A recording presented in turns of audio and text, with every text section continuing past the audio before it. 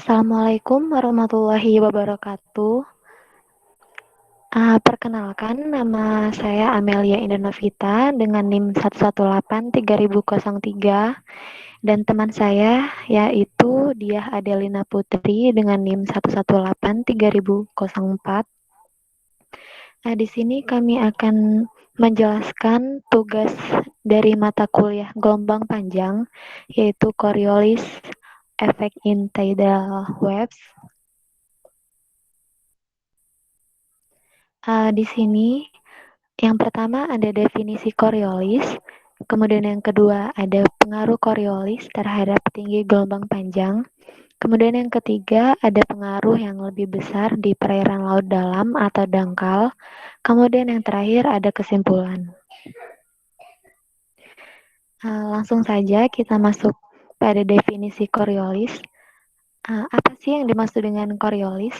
Coriolis itu adalah gaya pada rotasi bumi yang membelokkan arah arus air laut. Nah, pembelokan arus ke kanan itu terjadi di kutub utara, sedangkan pembelokan pada arus ke kiri itu terjadi di kutub selatan. Efek Coriolis ini terjadi karena dua model pengamatan. Yang pertama ada pengamatan secara diam oleh objek yang bergerak secara rotasi terhadap benda yang bergerak lurus. Kemudian satunya lagi yaitu pengamatan terhadap gaya fiktif dalam perputaran bumi. Kemudian kedua model pengamatan tersebut akan menampilkan kutub utara yang bergerak ke arah kanan, sedangkan kutub selatan itu akan bergerak ke arah kiri. Selanjutnya yaitu perbedaan antara gerakan kutub dan gerakan ekuator nantinya akan menjadi penyebab perbedaan dari gerakan tersebut.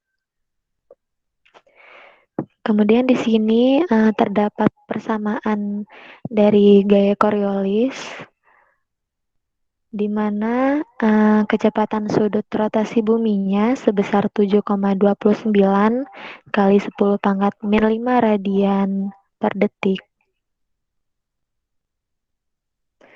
Kemudian berdasarkan persamaan tersebut bisa dilihat ya gaya Coriolisnya akan semakin besar apabila menuju ke lintang tempat yang lebih tinggi.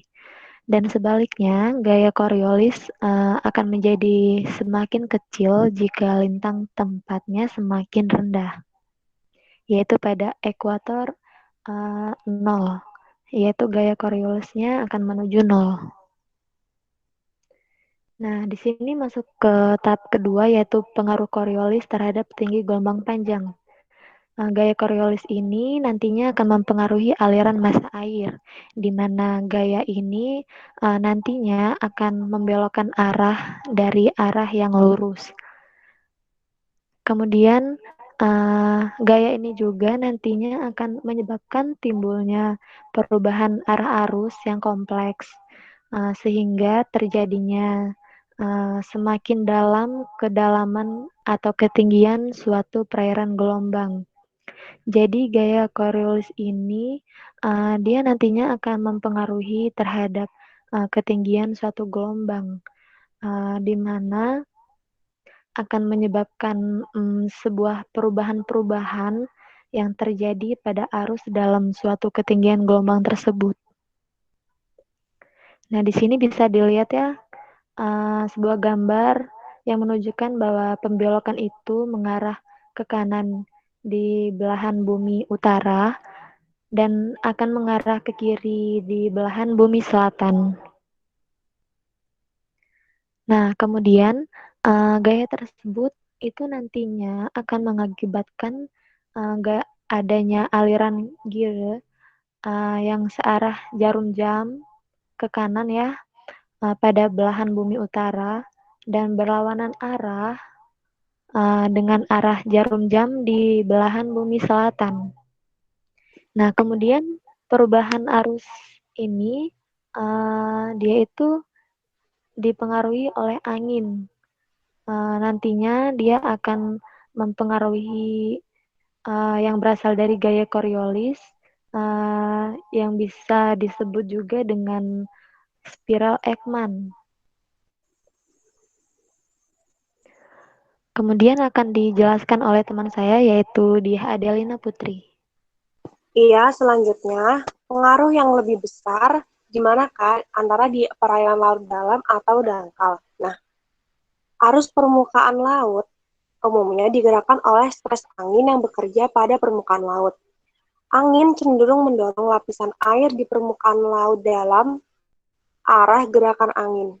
Tetapi, karena pengaruh rotasi bumi atau pengaruh gaya Coriolis tersebut, arus tidak bergerak searah dengan arah angin, tetapi dibelokkan ke arah kanan dari arah angin di belahan bumi utara dan arah kiri dibelokkan ke belahan bumi selatan. Jadi, angin dari selatan atau dari belahan bumi utara akan membangkitkan arus yang bergerak ke arah timur laut. Arus yang dibangkitkan angin ini kecepatannya berkurang dengan bertambahnya kedalaman dan arahnya berlawanan dengan arah arus di permukaan.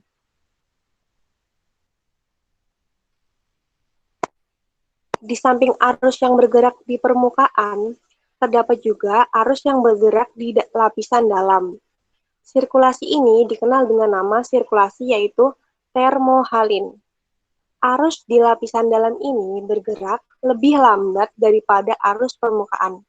Namun, arus ini memainkan peranan yang cukup penting dalam pertukaran massa air di laut. Jadi, pengaruh Coriolis itu yang lebih besar berada di perairan laut dalam.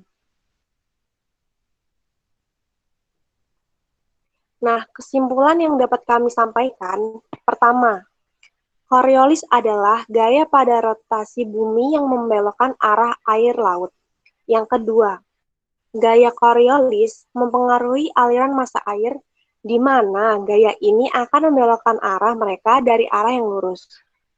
Yang ketiga, gaya Coriolis semakin besar jika menuju ke lintang yang lebih tinggi.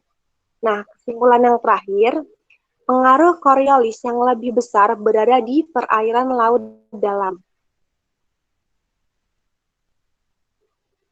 Nah, kami mendapatkan sumber yang pertama dari Oceana Volume XXX1 nomor 4 tahun 2006, nomor 9 sampai 21, lalu Jurnal Oceanography Volume 4, nomor 4 tahun 2015, halaman 756 sampai 764, lalu sumber-sumber lainnya.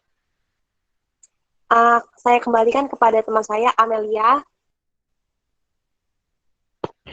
Baik, terima kasih. Sekian yang dapat kami sampaikan. Mohon maaf apabila terdapat kesalahan dalam penyampaian kami tadi. Semoga ilmunya bermanfaat. Sekian kami akhiri. Wassalamualaikum Assalamualaikum warahmatullahi warahmatullahi wabarakatuh. wabarakatuh. Terima kasih.